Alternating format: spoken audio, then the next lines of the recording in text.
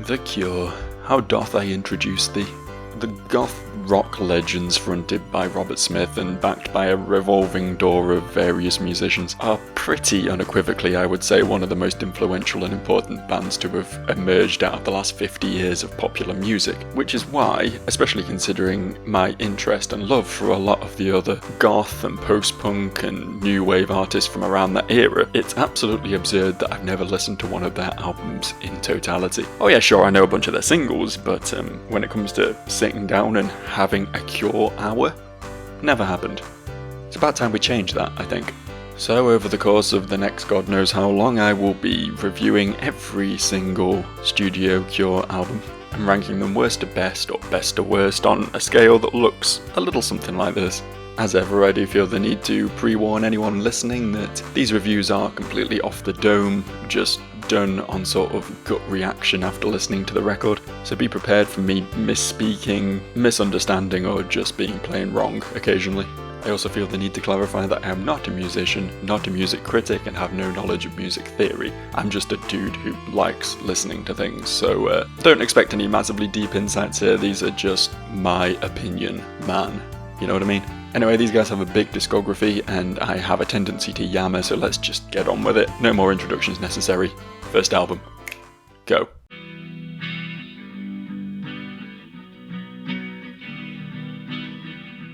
So I'm kind of struggling to decide whether I like The Cure's first album or not. I was pleasantly surprised by the production on it, I can say that much. It sounds very 80s, which I guess makes sense, given that this band were a major inspiration for a lot of the post-punk revivalism and synth pop and stuff that would follow. But yeah, put this up against something like Joy Division's Unknown Pleasures from the same year, and this sounds leagues better. It's very glossy, very crisp. I like how this album sounds. And it is a bit of a fun mishmash of ideas, I think. I was expecting either something poppier than this, or some more like proper gritty goth stuff like Bauhaus. And what we got was neither. I wouldn't even really call this a goth record, all things considered. It has a lot more in common with like the other new wave bands of the era, like The Police or Blondie. A lot of like reggae and ska influence on here. This is prominent on tracks like Accuracy, which has like a madness type bouncy bass riff. Grinding Halt with its like rockabilly sort of vibe. Very danceable, very bubbly. Or Fire in Cairo, which is one of the more sort of expansively produced songs on here, and absolutely drips with the same sort of two-tone buoyancy that absolutely dominates Blondie's Parallel Lines. Also big dub vibes on Meat Hook, a song which is one of my favourites on here, actually. The unhinged babbling repetition of the title that basically devolves into scatting after a while is a bit silly, but the song's got good vibes, a good sort of meaty groove to it. Same with Subway Song, actually. That song is basically just a single bass riff that carries the entire tune, but once it brings in these like shimmering guitar nuances and the sort of creeping whisper of Robert Smith's vocal delivery on here, it builds quite a cool atmosphere, and then just jump scares you at the end with a scream, which I don't know if that was the smartest move, but it's remarkable. Talking about remarkable tracks, Foxy Lady, the Jimi Hendrix cover on here, sang by the bassist. I don't know about that one, Chief. I believe The Cure have actually gone on record as saying they didn't really want to include this, but it just sort of ended up on the album because that's what the producers wanted. But I don't know, man, just don't record it if you don't think it's worth doing. They also said they didn't like Object, which I do quite like, to be fair. This and It's Not You are both higher energy, like punky stuff.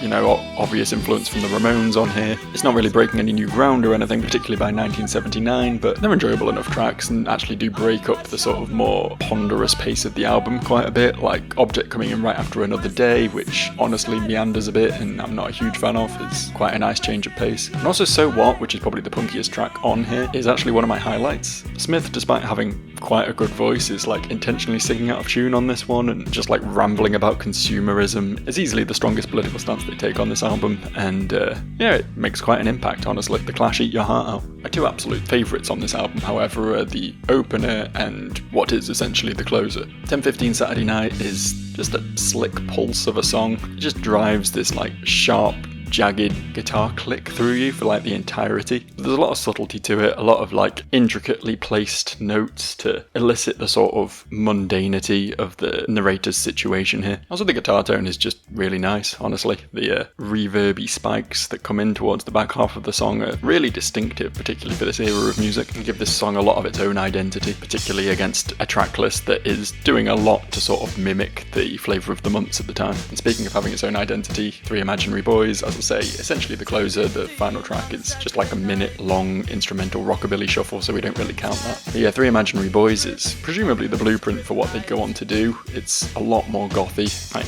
heavily echo-drenched reverby guitars, a pained vocal performance, and then this huge blown-out noisy guitar solo at the back that absolutely rips through your preconceived notions of this track. If there's one track on this album I can see myself going back to a lot, it's this one for sure. So yeah, this album isn't without its missteps. There's plenty of moments on here where I find my attention waning a bit. Some stuff that's just kind of obnoxiously bad, like, while I do quite like Object, for example, the way every time the line "you're just an object in my eyes" comes up, it gets completely soaked in this vocal echo that like is just so incredibly loud that it just sounds like a mess, honestly, and feels like everything's off beat a bit as a result. So I can't in all honesty say that this is like my favourite thing I've ever listened to or anything, but there's definitely some highlights. So for the flashes of inspiration on this otherwise relatively unremarkable record, I will go top of C tier, I think.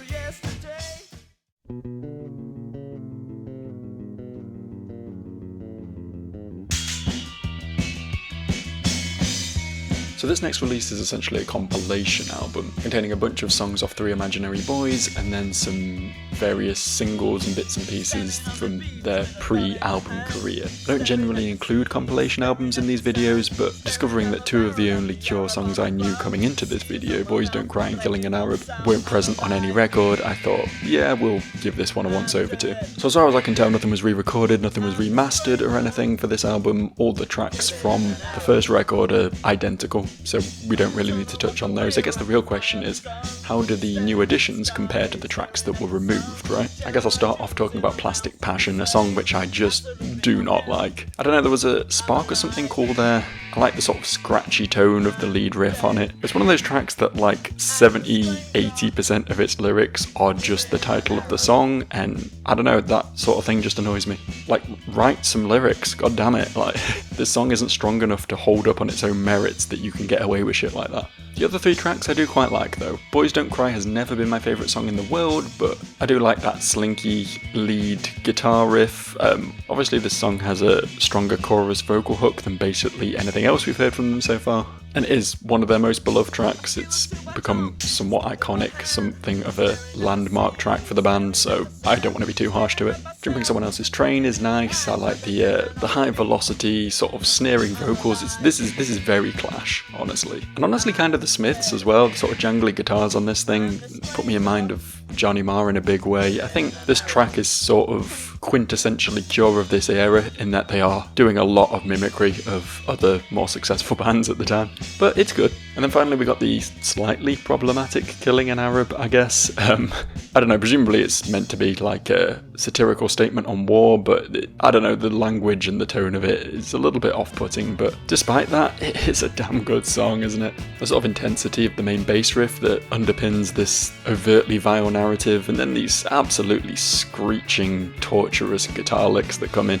It's just cool. Plus, you know, obviously the whole Arabian influence guitar pieces on here as well, very distinctive. I know The Offspring, of all people, would go on to use this a lot in like the 90s, but back in 78 or whenever this song came out, this was actually pretty groundbreaking. So yeah, Plastic Passion aside, not a bad collection of additions here. I've even gone so far as to put Killing an Arab as one of my highlights on this, knocking So What off that spot. However, to make room for these, we have lost Object, Meat Hook, and It's Not You, all of which I think were pretty cool tunes, and we haven't lost Another Day, which is still boring. So I think this sort of evens out realistically. I guess we'll put this like the tiniest notch above the other one, but both albums are pretty firmly C tier in my head.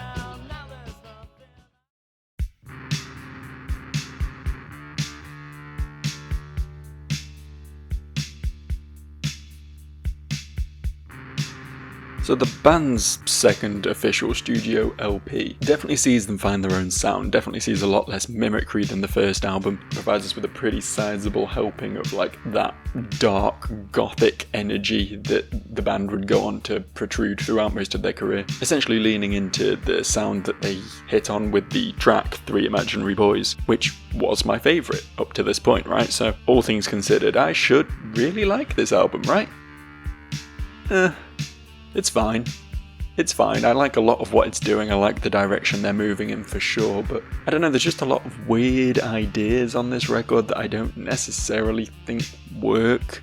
And also just quite a lot of underwhelming songwriting, to be honest. I think my biggest bugbear on this record is that the drumming just sounds so fucking sterile. As far as I can tell, this is all like done by the actual drummer of the band, Lol Tolhurst, but it sounds like a drum machine half the time. It's just so like... I mean, I guess it's a credit to the guy that he can keep on rhythm that well, but it just sounds so artificial. The worst example of this being the closer, 17 Seconds, which just has a snare sound that goes through me. It's just mixed so loud, and it's just so sharp, and there's like no warmth or room tone to it. It's just like someone driving a nail through my skull every time I hear it. Hyperbole's fun, alright, but it's not just the drumming. There's just like a couple of instances where there's some just weird shit going on, like track 2, Play for Today. It's a fairly enjoyable, like, jangly pop track, but again, I don't know if this is the percussion, I don't know if it's like a effects-laden cymbal or something, but there's just like this like splash of static that keeps playing repeatedly throughout the rhythm, and it just doesn't really vibe with the rest of the song. It feels off. It feels like it's something happening completely independent of the rest of the music, like the equipment was malfunctioning when they recorded it and it just accidentally got left in Your House as well, which is actually quite cool. Like I quite like the little guitar run that plays throughout this song. I think Smith's vocals are pretty good on here, but there's like this really like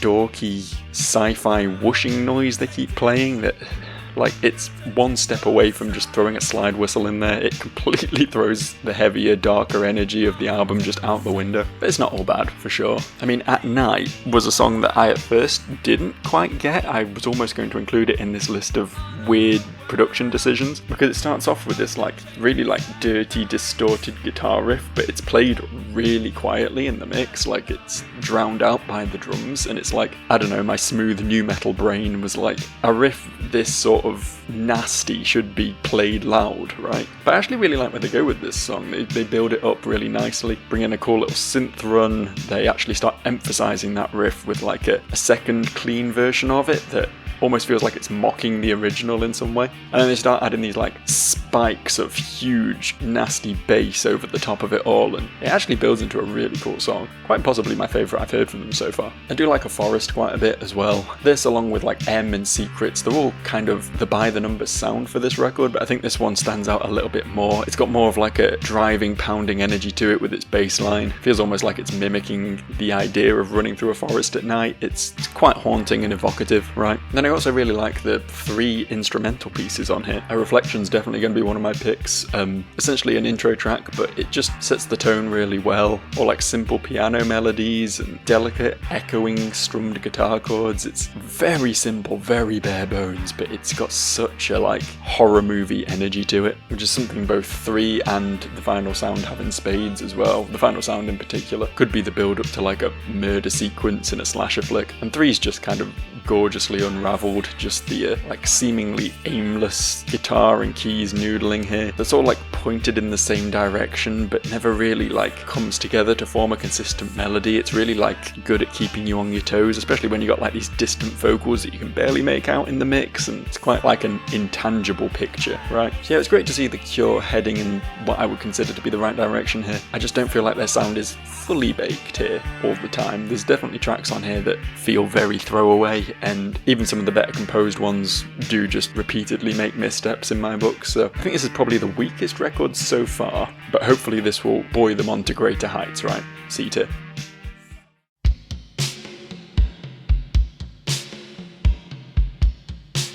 There we go. Now this is the sort of material that makes me see why people love this band so much. From a purely like stylistic perspective, Faith is a lot like 17 Seconds, but there's 2 like major, and I mean major, differences between the 2. Firstly, Faith gives the tracks more room to breathe.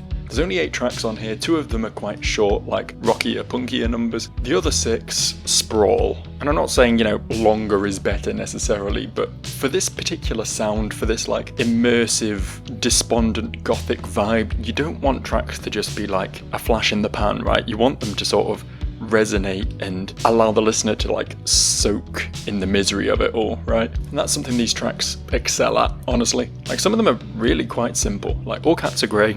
Essentially, if you just boil it down, it's just waves of frigid, dark synth drones, Robert Smith's echoing, distant, despairing vocal, and this cool little pitter-pattering drum line that's just all over the kit. It's got a lot of its own character, which is a lot more than can be said for any of the drum lines on previous records, and it just sounds great, which of course brings us to the second reason this album is so much better than 17 Seconds. It's mixed well! Yeah, not only do they refrain from adding any stupid fucking sound effects and ruining the mood, they also make the drums sound good. Who'da thunk? Anyway, All Cats Are Grey isn't the only one of these sort of more sparse, like, somber soundscapes. While that track is like Walking Alone at Night in the Rain, tracks like The Holy Hour and Faith, both appropriately named, have very like churchy vibes. The crisp bass line on The Holy Hour, the wavering echoing synths, and the sort of expressive evangelical vocal delivery, it can only put you in mind of one thing, right? Whereas Faith, which I do have my issues with, I think it could maybe do with losing 20 seconds off the intro and 20 seconds off the outro, and it would just be a more concise track. But despite that, it's just so monumentally downbeat, so oppressive, so viciously subjugated for all the sort of religious imagery. I'm not even sure this is about faith in a higher power so much as just desperately clinging to faith that things will get better in spite of all signs telling you the opposite. The Funeral Party runs with these ideas and tries something a bit more bold, a bit more in your face, right? It's got this much more like Theatre Kid vocal performance. The rhythm section is more buoyant and the synths are layered more thickly. Like the fact that it comes straight after All Cats Are Grey means that you've got 2 like fairly similar but somehow deeply contrasting tracks back to back, and that's kind of an interesting album flow there. And just as you're starting to get like a bit weary of that whole synth heavy sound, you've then got Doubt, which just pummels its way into the album. It's like 3 minutes of just vibrant post-punk energy, and while in any other context this might be a fairly weak track, in all honesty, I think it does aid the flow of the album a lot by breaking things up a lot there. Similarly, the other shorter, more aggressive track, Primary, right back at the start of the album, manages to provide a similar energy, perhaps when it's less necessary, and the track just doesn't punch as hard, so it's not quite as invigorating to me at this point. I do like the sort of chanty chorus vocals and the Doppler effect on the guitar quite a lot though, so it has its moments. Other Voices is also pretty cool. The walking bass line is just kind of undeniable, and the guitar's got this like vaguely Latin tone to it, which adds a lot of versatility and distinctiveness to the track. And I believe that just leaves my favourite on the album, The Drowning Man, to talk about, which has got to be one of the only cases in history of hand claps being effective. I don't know, normally they annoy me, but here there's like a implied sarcasm to them when paired with these like depressive minor chords and suffocating guitar tone that like ebbs and flows as it goes, pulsing in volume and flowing through this like really off-kilter but compelling series of chord changes. I really like the sort of call and response nature of the vocals as well, how like they pan back and forth between your headphones and are really elevated by these like whispery backing vocals as well. I think it's just a really powerful piece of music, honestly. So you know what, while I've been talking here, I've just convinced myself I was going to put this as like a high B tier, but no, this is A. This is an A tier album. It's pretty stacked front to back. I love the vibes, I love the mixing. There's way more hooks than there ever was on 17 Seconds, and the vocal performances cut to the heart like a knife. Like it's a good album. Good album. Solid 8 tracks. Yeah, A tier.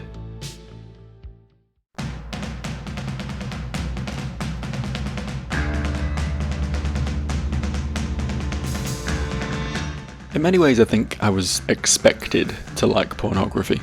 The album, that is. The album is just riddled with the kind of oppressive existential bleakness that proved to be a winner for me on Faith, but the tracks here are far more experimental. They've got much broader palettes that bring in a lot more different ideas and usually making them work pretty well, so this should be ticking all the boxes for me, and yeah, it is. I don't know if I like it as much as Faith though. I think the big thing for me is when you got an album this somber, this wrought and anguished, the sparser, more borderline ambient soundscapes of Faith provide a much like colder and more harrowing backdrop to the lyrics. Whereas here I feel there's sometimes just too much energy, too much bombast to the tracks, and it lessens the impact to a degree, you know what I mean? Don't get me wrong, when these tracks are good, they are very, very good. The Hanging Garden's an incredible tune. The machine gun drums, the rattling spitfire of a bass line, the swirling guitar flourishes, and Smith's own, distant, beckoning vocal come together to make a track that's,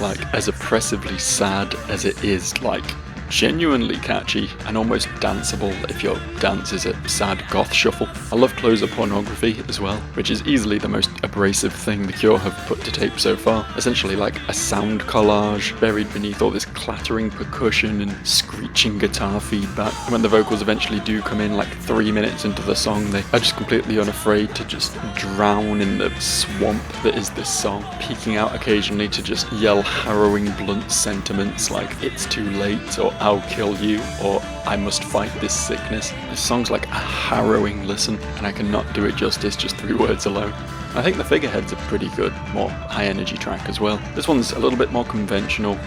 The drums are still very forefront. That seems to be a recurring presence on this album. There's this simple guitar line that works its way down the neck and just sinks you into the stark gloom of the track. And then at the other end of the spectrum, you've got a track like Cold, which definitely could have fit on Faith, but at the same time feels more bold, more present, if that makes any sense. One thing that irks me a little bit about this song is how it opens with a little cello lick, but then I'm pretty certain it replaces the cello with this low thrumming synth instead, which I think if they kept that as a cello, it would have sounded better, but I don't know. I'm nitpicking. I do really like this song and the way it builds up this really gothic, almost post-rocky wall of synths, just peppers it with these little, I don't think they're actual xylophones, but they've got that sort of twinkly sort of sound to them that sort of glisten over the top of it all. It's definitely a track that constructs a spacious but somehow hefty atmosphere. The other tracks on here I'm a little bit less wowed by. I think they all have their moments for sure, but they either take their time getting to them or don't really do enough with them. Like Siamese Twins, I appreciate the spaciousness of. It is unafraid to use silence to quite a deafening degree. And I do really like how it ends with Smith just screaming, "Is it always like this?" over unaccompanied percussion. But it does take a while getting there and fails to do much notable along the way. I guess this sounds really hypocritical considering how much I liked the sort of spaciousness and simplicity of Faith, but this track I don't really think has the atmospheric chops to get away with that. 100 Years is a little bit better with its reverby guitars and its pounding rhythm section and its massively desolate vocal performance, but it's another one that just sort of goes on a bit too long. It's nearly 7 minutes long and there's just an awful lot of repetition in there, you know what I mean? And while I really enjoy the creepy backmasked guitar on the bridge of A Short-Term Effect, I don't really care much for the rest of the song. I feel like this and A Strange Day are both tracks that try and walk the line before the more abrupt, brutish, post-punky sound that they occasionally lapsed into on previous records, and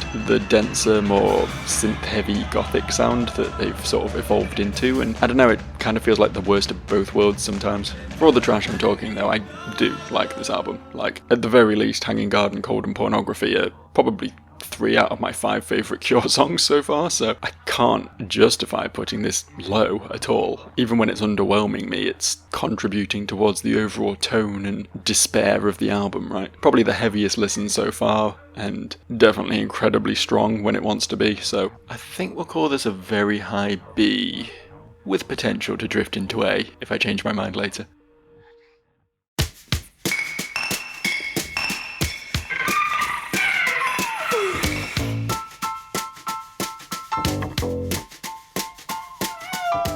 Considering how wretchedly bleak and desolate the previous 3 records were, the fact that the next thing The Cure would put out would be this is nothing short of a shock to the system. The band underwent some major lineup changes around this time, with Robert Smith and Lol Tolhurst essentially being the only 2 remaining members, and as a result spent the next 18 months just putting out a smattering of singles, the 8 tracks of which would then be collated into this release. And the 3 singles with their respective B-sides each have a very distinct sound, all of which is a lot poppier and a lot more upbeat than anything they've done before. Let's Go to Bed and Just One Kiss were the first 2 released. These are probably the closest sound sounding to their original vibe, although they continue the trajectory of being much more built up, much more layered, and obviously much more poppy as well, which I'm not saying is a bad thing, right? Let's Go to Bed has a funky little bass riff and pretty cool do hook that plays a lot throughout it. It's very chic, very shiny, ultimately pretty harmless, not my favourite thing on here, but certainly not my least favourite thing they've put out. And I would really like Just One Kiss if it wasn't for the fact that, like, it puts me in mind of that meme,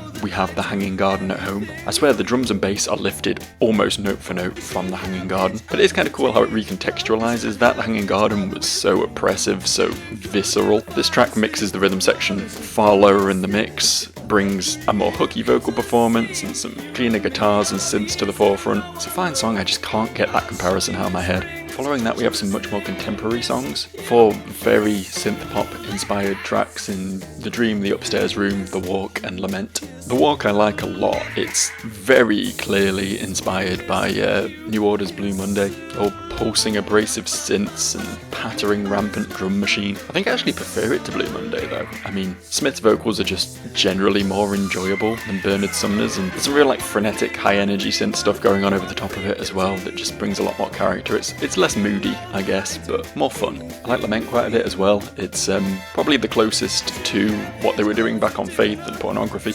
More yearning, more beckoning, probably not as depressing as the tracks back there, but it has that same sort of sea of synth sound. I do enjoy it quite a bit. The other 2 tracks are a bit overly 80s for me. The Upstairs Room in particular, it's just dreary, mundane drum machine preset bullshit with that god-awful bass synth tone that was just everywhere in the 80s, coupled with this just kind of nasty, scratchy guitar tone that just does nothing for me at all. The Dream's not much better, but I do quite like the weird, like, pulsy, wavery synth blasts that play over it occasionally. And I think the vocal melodies are a bit stronger on this one too. The final 2 tracks see the band pivot again, this time into like a double bass-led jazz pop sort of thing. The Love Cats is another song I knew prior to delving into all this, and has always been like one of my favourite like pop tracks of the 80s. It's just hooks on hooks, man. Like the double bass line alone is just so infectiously groovy, and then you got the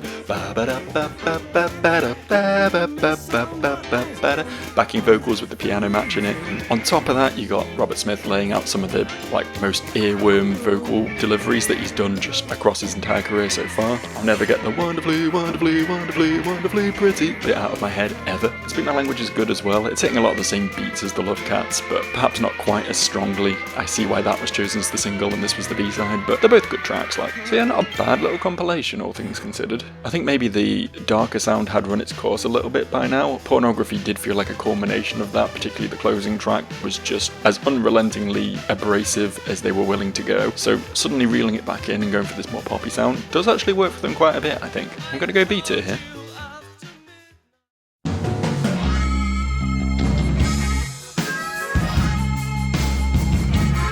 When I saw the art for this album, I initially thought it was quite possibly the worst album art I've ever seen. All clashing, garish colours and borderline indecipherable text and logo, and just a whole sort of mess of visual clutter, and unfortunately now I see that it's actually quite good album art because it reflects the album so well. This was clearly an exercise in experimentation, something which could be said for the previous record, Japanese Whispers, as well, but the sounds they went for on that album were very much within their wheelhouse, still very moody, very romantic, hefty or sarcastic in equal measure, but these tracks are just all over the place. Open a Shake Dog Shake, for example, sounds like the glossy, overproduced, keyboard-led pop rock of the mid-80s, something like Robert Palmer or Huey Lewis, a sound which I can't stand at the best of times, and honestly, Robert Smith's voice does not suit. The Cure have always been ahead of the times, and it's interesting to see that they were 30 years ahead of Taylor Swift here with the very novel idea of just saying the word shake 500 times in one song and hoping it doesn't get annoying. Spoilers, it does.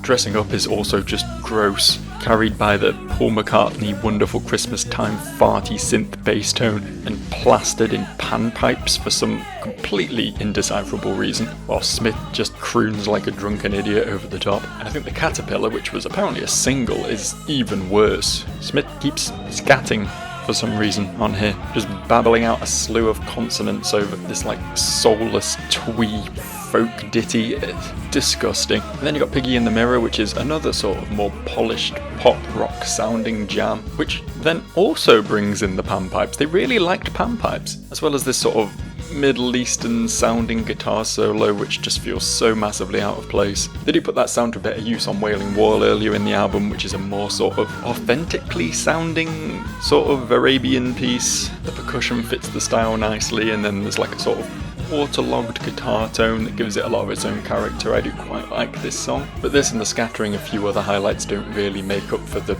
just mess that's going on this record. Like The Empty World, which honestly lyrically is kind of interesting. I quite like the sort of comparison of mental health struggles to a war inside the head, but it's just plastered on so thickly with the marching band drums and the piccolos. It's just conceptually cool, but musically just not nice to listen to. I do like their dalliances with like weird off-kilter electro-funk on Banana Fishbones though. I think that's pretty fun. It's also quite mercifully short, so they can't take it in any truly stupid directions before it ends, and it does have a fun groove to it. It's probably the only time on this album that I felt myself sort of dancing in my seat, you know. And Give Me It gets my third pick out of Process of Elimination. It's just a sort of hectic punk inspired piece. Sort of out of tune guitar noodling in the background is the sort of thing which I think would turn a lot of people off, but it kind of works for me, to be honest. And then the album ends with The Top, which is probably the closest thing to their sort of normal Cure sound, right? Sort of ponderous, spacious, vaguely sinister sounding synthy track, like perhaps like something off Faith maybe,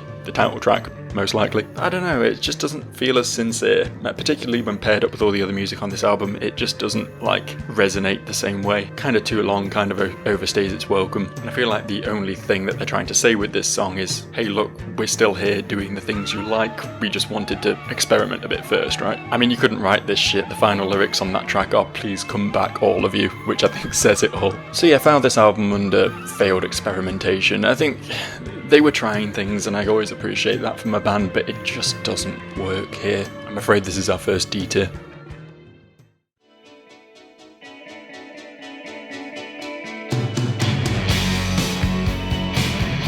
To me, The Head on the Door feels like the album that makes sense to follow the various post-pornography singles, almost as if The Top was just a weird fever dream that never actually happened, right? It has the same sort of moody vibes and glossy production as the tracks that appeared on Japanese Whispers, but this time far more cohesive and focused and better flowing, and with only the odd touch of the sort of whimsy and absurdity that we saw on The Top. A good example both of that absurdity and the sort of more pop ethos that we're seeing on this record is Close to Me, a personal favourite off here for me. A track that starts almost sounding like Walking on Sunshine or, you know, something along those lines, all hand claps and jaunty little bass tune, but in the directions it takes it are just unexpected and engrossing enough to sort of neatly match the catchiness with the creativeness. After bringing in a rhythm constructed out of heavy breathing, it then drowns the whole song in like this MIDI sounding video gamey synth line, and then some popcorn-ass keyboard notes, and then finally steadily introducing an entire horn section which just slowly transform the song into something that almost sounds like Miles Davis or something, just a complete jazz blowout. It's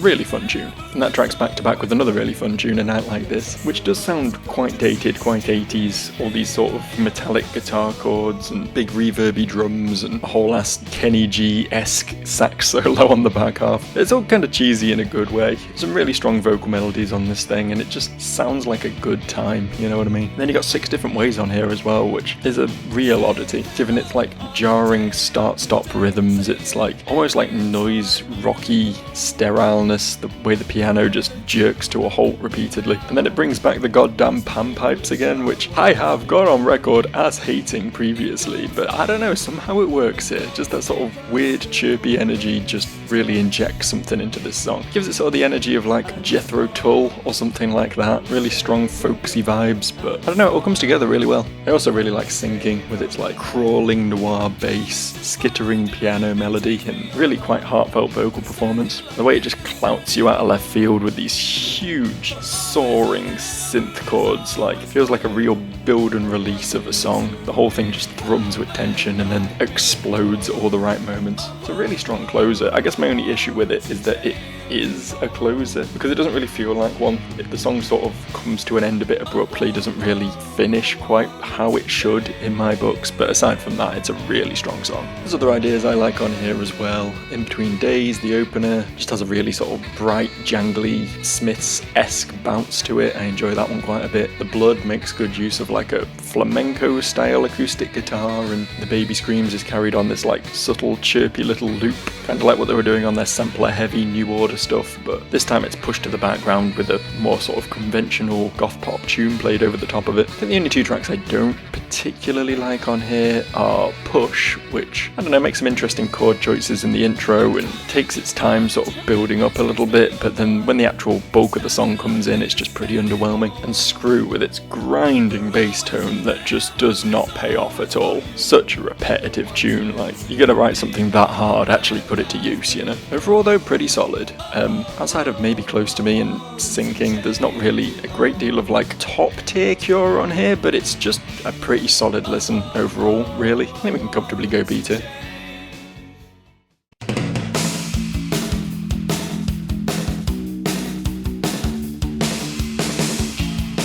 If this video takes longer to come out than it should, then a primary reason for that is probably because it took me so goddamn long to form an opinion on this record. I'd listen to it once and have a miserable experience, and then listen to it again and be like, no, actually there's a lot to value on this record, and then I'd listen to it again and be like, yeah, but is that outweighed by the amount of sheer shit that's on here? I think it's just a classic case of double album syndrome, right? I mean, if the track record looked like this, it would be an easy A tier, possibly even above Faith. It's got some really solid tracks on it, but my god, there's some stuff on here that I just do not like. I think the sheer length of the album really accentuates the flaws, right? Really brings to the forefront some issues that I've had with the band for most of their career, really, but I've never really sort of had to sit and wallow in for quite so long. Like, ever since Lord Tolhurst gave up the drums and became the band's keyboardist, it seems like they feel the need to sort of shoe in a load of synth parts for him. And I don't have the strongest ear in the world. I'm usually perfectly happy to hear a decent sounding synth string section or horn section, but goddamn, some of the presets they use here are just awful. Like, high energy, dancey pop tune Why Can't I Be You just grates on me with these synthetic as fuck horn lines, which also drag down the back half of Hey You, a track which emphasises that even more by having an actual saxophone solo on it, so you can just hear the stark contrast. And then you got the fake strings on 1,000 Hours, which is a song that just drones at the best of times, and when you gotta listen to that on top of it, it doesn't help. And then Torture also opens with the classic awful fucking bass synth tone, which I've criticised on a few other records. It does actually switch to a fairly cool, like, normal bass line after that, but that's basically all the songs got going for it. It just loops that on repeat, and it's not enough to carry it, really. And there's other niggles as well, like the fact that Robert Smith feels the need to do like a yelpy noise at the start of every song with more than 60 beats per minute. It's like it's his, oh, this one's a hard rocker sort of sound, and I don't know, it grates a bit. But the worst moments are proper, like, the top moments, right? The Perfect Girl centres around like a jaunty, folky guitar riff, and Robert Smith doing this like hard consonant scatting thing, which I think just means it's the Caterpillar again. I think they did this song already. And one more time, Jesus Christ. The airy, floaty synths and the, once again, return of the goddamn panpipes makes this sound like a fucking Enya song or something, but whereas her sort of lilty voice kind of works in this scenario, Robert Smith's overwrought whining just does not fit at all. But despite all these negatives, there's so much good on this record as well. It's a record where they're like taking everything that worked on the previous record and then just letting loose with it, making the sound bigger and broader, and in some case like devolving into something that sounds almost like a jam, like The Kiss with its like 3-4 minute long guitar solo of an intro, something I never thought I'd see out of this band. Icing Sugar, which builds up this cacophony of thundering drums and pounding bass and this absolute banger of a sax solo before bringing in Smith's hooks, and it just all works so well. And then you got two songs that actually build on one of the few things I did like off the top. The song Wailing Wall, both If Only Tonight We Could Sleep and The Snake Pit, both have that similar sort of Arabian sort of vibe.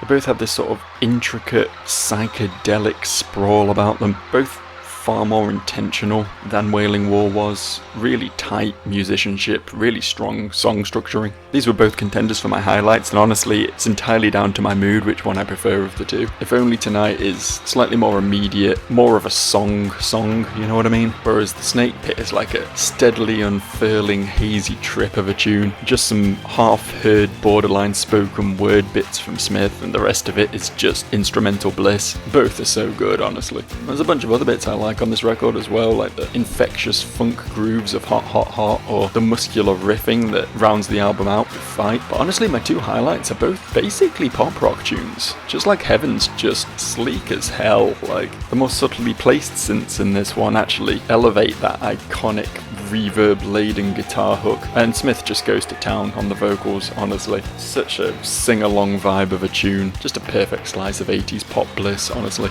And like Cockatoos is just so straightforward. It just takes a simple, elegant hook of a riff, builds up the instrumentation on it, and feeds it through some of the most like intriguing, romantic yet sinister lyricism that the band have penned so far. So yeah, when it's good, this album is just like a clear step up from The Head on the Door, an album which I really liked. So I don't want to be too harsh to it, but it really does just get bogged down in its own sort of mess of ideas. I think we'll go top of C tier.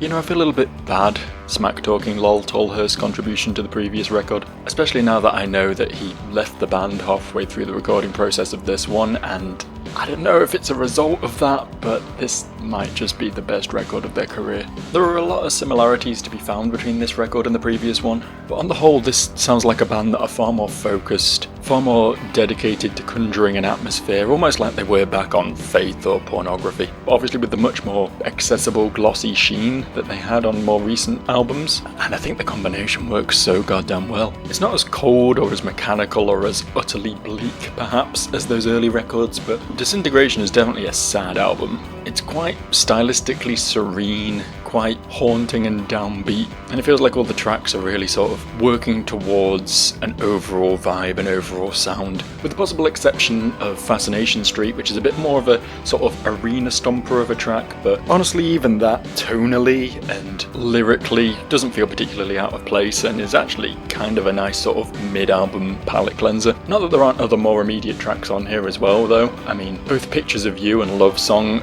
do sort of fit that similar vibe of tracks like Just Like Heaven, right? Perhaps a bit more sedate, perhaps a bit more, I wouldn't say stripped back, but down to earth, I guess. The instrumentation's still very lush, but the tracks aren't being quite as bombastic and in your face as perhaps some of their other singles have been. But these songs are very heartfelt, very glossy, very immediately infectious with the neat little guitar pieces and powerful synth swells and stuff. Like, they're hitting all the right notes for sure. Lullaby is a track I really like as well.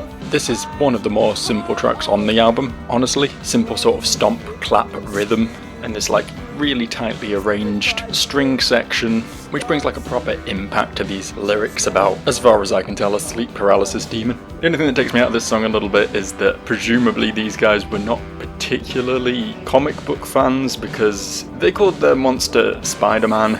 That's a thing already. I guess I can let them off. The Marvel movies were still quite a few years out at this point. Following Fascination Street though, this album takes a turn for the far more oppressive, far bleaker, honestly.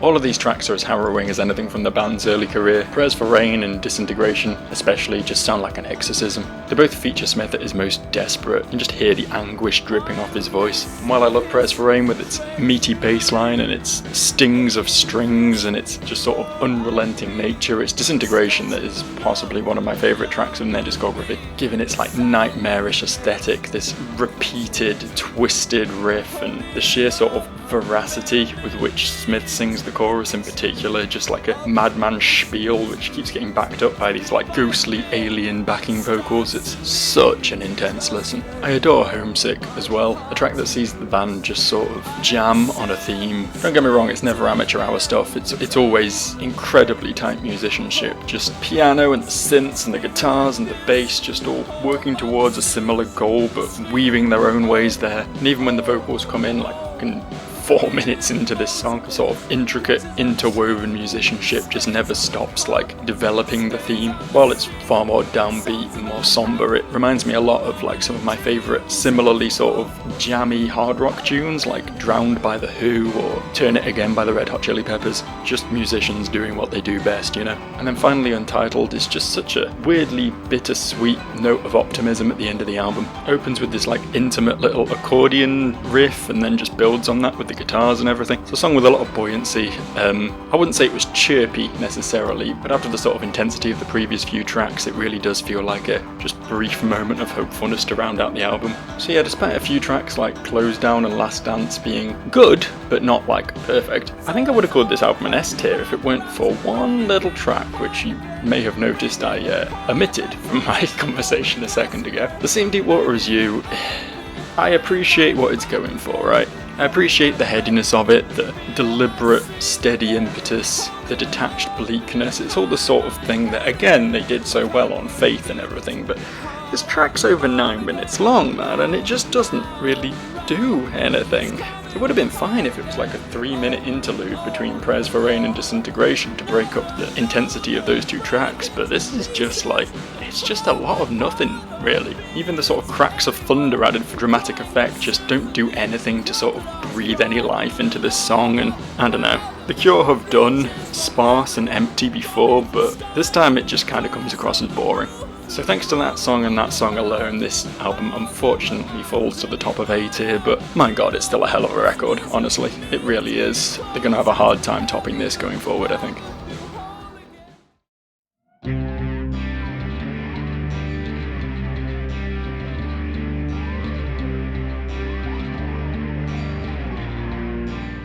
So we've now reached the era of Cure records that were released within my lifetime, and I think I might have been predisposed to not like this record based on my intense overexposure to Friday I'm in Love while growing up. Trying to articulate exactly why I don't like this song is odd, because in many ways it is quite similar to tracks I've enjoyed in the past, like Just Like Heaven. Glossy, high energy, guitar led, sort of power pop sort of thing. But I don't know, the over-reliance on overdubbed vocals and kind of insipid lyrics, and honestly just overly 90s-ness of it all, the production, the loudness, war mixing, I don't know, this song just rubs me in all the wrong ways. And unfortunately it's not the only song to do that. There's a lot of it's the 90s, okay, fair enough, and the Cure have always been quite a contemporary band, don't get me wrong, but tracks like High and Doing the Unstuck and A Letter to Elise, they put me in mind of that certain style of like 90s indie pop, which, to be fair, was probably all inspired by this album because it would come a few years afterwards, but I'm talking bands like Deep Blue Something, Top Loader, Third Eye Blind, dare I even say Hanson,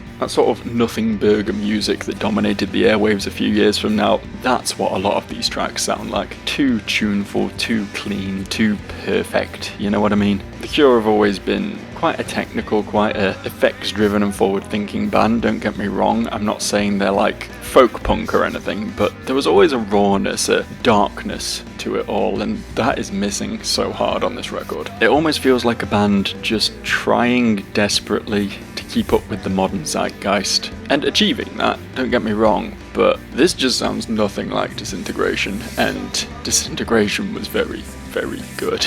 I mean, Open, for example, isn't a song I hate. Honestly, one of the stronger tracks on here, but you can hear the grunge influence. Don't get me wrong, it's not as noisy or as abrasive as Nirvana by any stretch of the imagination, but those quiet, loud dynamics, the angrier chugging guitars, like, this is not the band we're used to. And again, with the like 7.5 minute monster that is From the Edge of the Deep Green Sea, the usual sparse, calculated drumming is replaced with like Manchester sound, intricate chaos. And I love drumming like this, don't get me wrong, but it just feels so calculated, you know? So this is what the cool kids are doing. I think the track that annoys me the most, though, is probably Trust. Sort of dramatic, overwrought love ballad. Again, the sort of thing that the Cure have done quite well in the past, but it just sounds, again, so overproduced. There's so much of a lean into like these big dramatic crescendos to try and drive the emotion home. I'll tell you what it reminds me of, and that's the inescapable chart topper of this era, Bryan Adams' Everything I Do It For You. Take that comparison how you will. Perhaps slightly hypocritically though, I do quite like To Wish Impossible Things. In fact, this might be my favourite song on the album. This is another sort of heartfelt ballad, but comparatively with Trust, this one seems to take its time a bit more. There's still quite a varied palette of instrumentation on here, but it all sort of says its piece and moves on. It's a lot more subtle, and the more gloomy vocal delivery suits The Cure's sound so much more, I think. In fact, the whole end of the album is definitely its strong suit. Cut is perhaps the best use of the more maximalist sound they've got on this record, taking that sort of wall of everything production and putting it to use by just having everything vie for your attention in the way it does. The rhythm section goes hard on here, the drums in particular are actually very cool. Probably my favourite Cure drum line since The Hanging Garden. Again, some of that sort of more tight-knit, Happy Mondays, Primal Screams sort of drumming sound, but with a lot more more natural fills thrown in there. And then the guitars just go into town. Like, the entire song could essentially be described as a guitar solo if you want. All noisy and jagged with Smith's blunt lyricism over the top. It is a song that works really well for me, actually. The same with End, a song which actually rounds the album off quite nicely, I think. Just driving and repeating this one kind of hooky guitar riff over and over again in kind of a grungy sort of way, you might say. But then adding in like a backmask guitar solo and these sort of pre-echo build-ups to certain vocal lines, which gives it this sort of psychedelic, dare I even say Beatlesy vibe about it. But the heavier riff almost sort of draws comparisons to a band like Tool, right? I don't know, it's not necessarily their wheelhouse, but I think this song works. So yeah, because of the sort of final 15 minutes of this record, I don't want to hate it too hard, and yeah, I don't hate Open or Apart, or despite its kind of bloated nature from the Edge of the Deep Green Sea either, so I don't think this is quite a D tier, but definitely bottom of C, I think.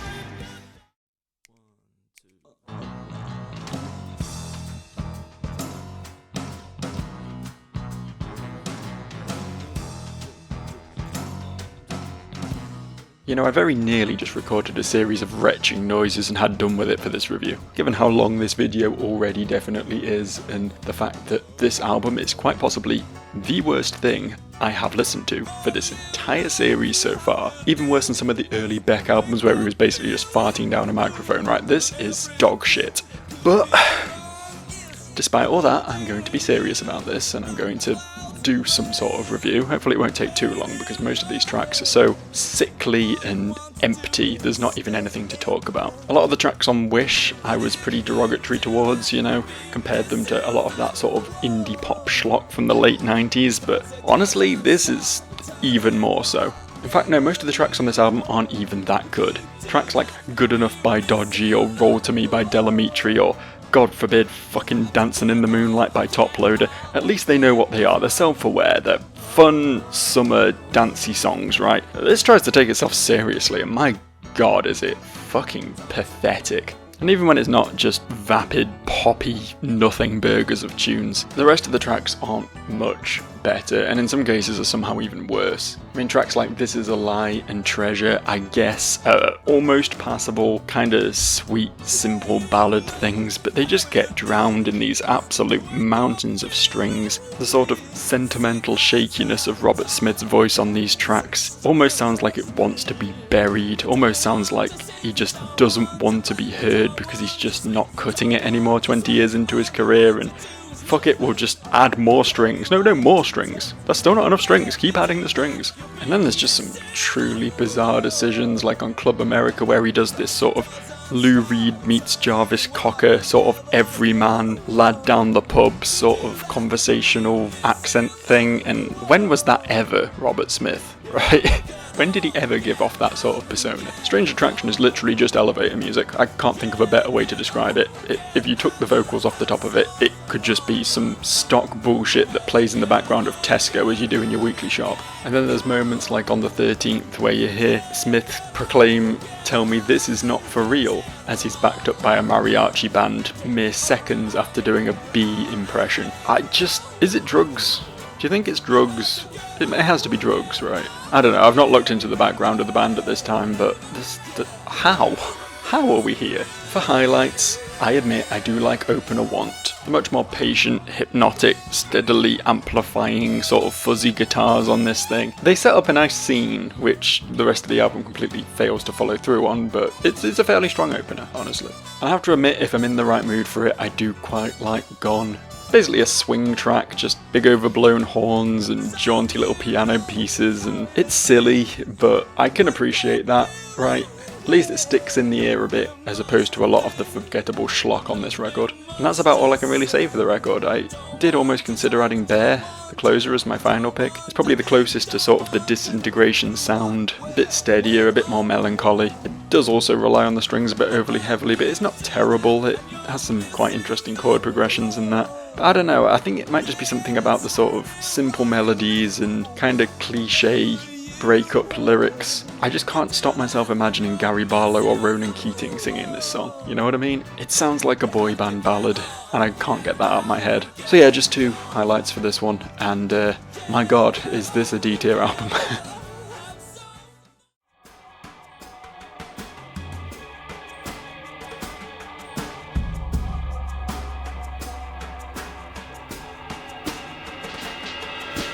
Getting a little bit sad, honestly, hearing these guys just desperately chase the flavour of the month with every album.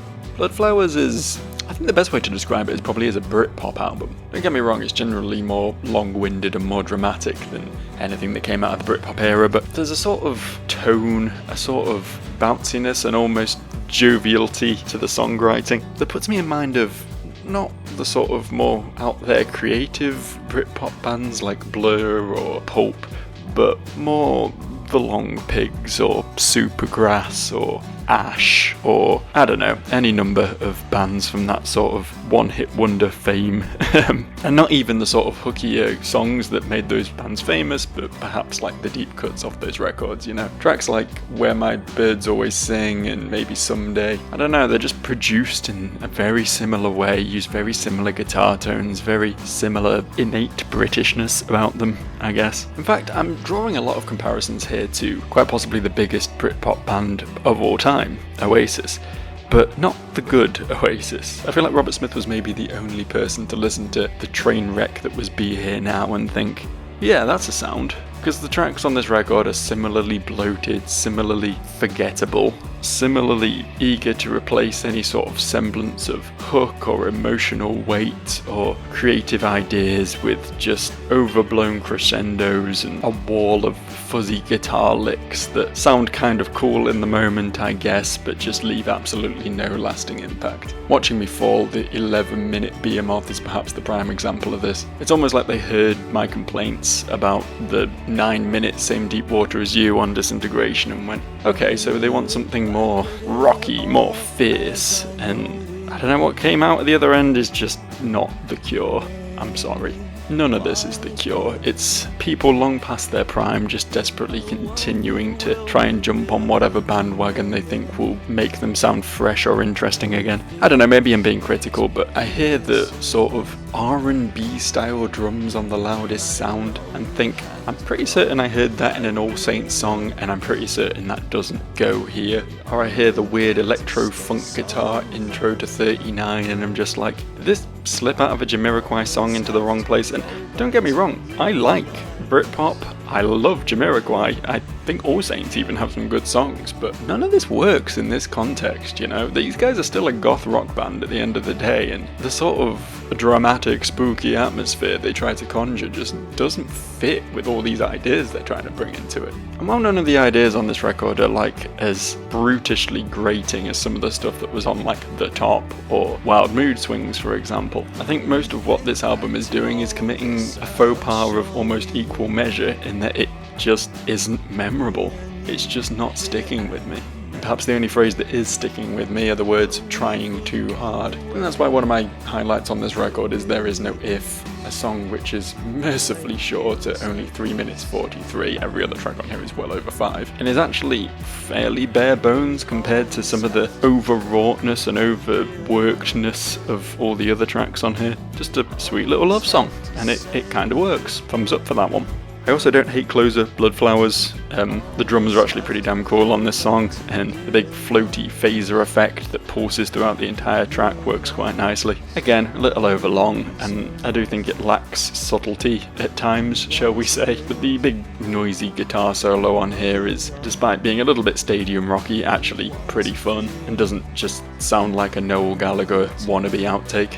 I guess my final pick then is Out of This World, the opener, which again is a little bit more subdued, perhaps a little bit dense on the instrumentation, but Smith's sort of croaky, world-weary vocal delivery actually works quite nicely here, and I like the sort of sad honking of the keyboards in the background against this pleasantly clean guitar passage. It's fine, it's functional. But yeah, even the best tracks on here are sort of on par with the worst tracks from an album like The Head on the Door or Disintegration or Pornography, and the worst ones are just not even worth talking about, frankly, so D tier. I can't find myself. I can't find myself. You know, I'm actually kind of shocked. This is probably going to be controversial, and before I say this, I do have to make a point of saying that there are issues with this album. Notably, the loudness war has just taken another victim. Like, a lot of what's going on this album is quite heavily compressed and just blaring and lacks a lot of subtlety, shall we say. But this just might be one of the most consistent records in their career, especially coming off the back of a run of pretty fucking mediocre records. I was not expecting anything coming into this. But I actually think the sort of early 2000s new metal style sort of bold, brash, angsty, overwrought sound is exactly what The Cure kind of needed at this point in their career. Honestly, something that they might have used quite well back in the 80s for that matter. And outside of the kind of butt rocky Us or Them and Never, all the other tracks on here work for me. They really do. And believe me, I'm as shocked as you that I like The Promise. I've never really got on with any of the exceptionally long Cure songs, but whereas The Same Deep Water as You just sort of wallowed in its own monotony, and Watching Me Fall was about as vacuously masturbatory as anything the band have ever put out, this one is actually pretty good.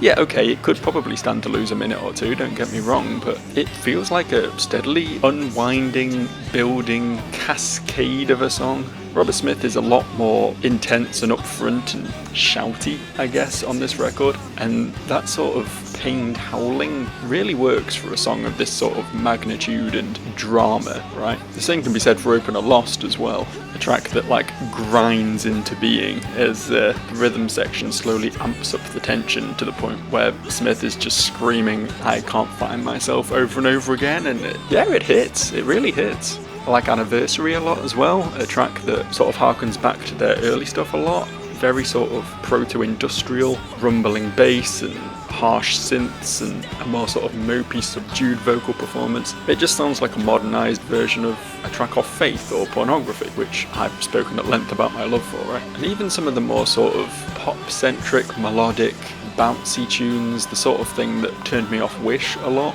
I don't know, these are sort of working for me a lot as well. Almost as much as some of the like classic top tier pop tunes from their discography, like The Love Cats or Just Like Heaven did. Just like an infectious glee to the end of the world with these do backing vocals and vibrant stomping melodies. It's way more fun than it has any right to be. As is the slightly more subdued but nonetheless sort of steady drive of I Don't Know What's Going On, a song which brings in what I think is a Hammond organ for little flourishes of flavour and has these nice twinkly guitars layered over the top. It's just a fun time, it really is. So yeah, I came in primed to hate this album and actually kind of like it. I guess it's never too late for a band to make a comeback. I think I'll sit this at the bottom of B tier.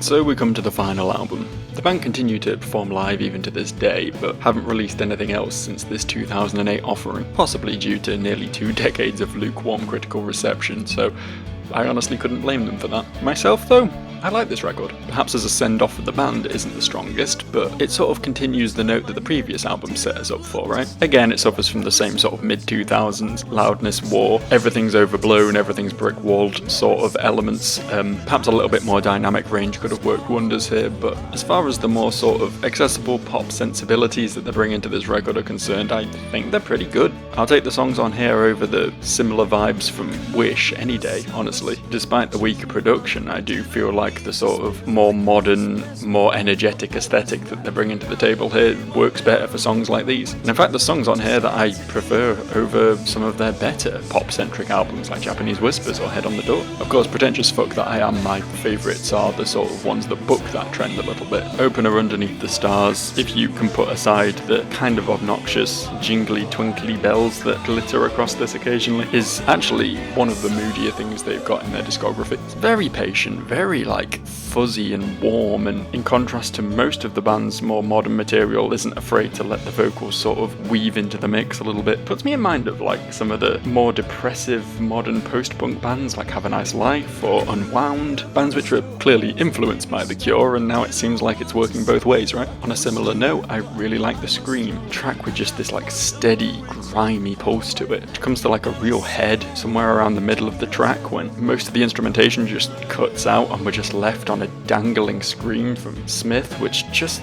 lasts far longer than you expect it to. And only when he's done and has decided that he's done and is ready to let you move on does everything just come crashing back in at a higher tempo and higher intensity and builds to this absolutely catastrophic climax. Outside of these two tracks though, the album is a bit of a mixed bag of poppier stuff. As I say, there is some stuff I really like on here, like the pretty little ditty that is Siren Song, sort of swings back and forth like a sort of twee Brit poppy sort of thing. I adore its vocal melodies, just these really strong hooks, this really sort of feel good vibe to it, something you do not usually get from The Cure, but works here. And speaking of strong vocal hooks, The Hungry Ghost has these really cool choruses, doing a sort of disintegration thing where they bring in some like weird echoey distorted backing vocals on it as well. And the track's just entire sort of high energy jangle pop aesthetic just again really does it for me. Ditto This Here and Now With You, a song which has an almost like ballroomy two-step sort of start-stop cadence to it, but adds the usual sort of twinkly guitars and passionate vocal performances that you expect from The Cure to sort of elevate it into this song with a lot of its own identity. And there's some other cool moments like Switch opening up with this really nasty, noisy effects-drenched guitar riff that sounds like too abrasive to be part of the actual track, but it does actually manage to fade down and like turn itself into a rhythm for the rest of the instruments to build upon. The rest of the track isn't as strong, but I do feel like that's a really cool element.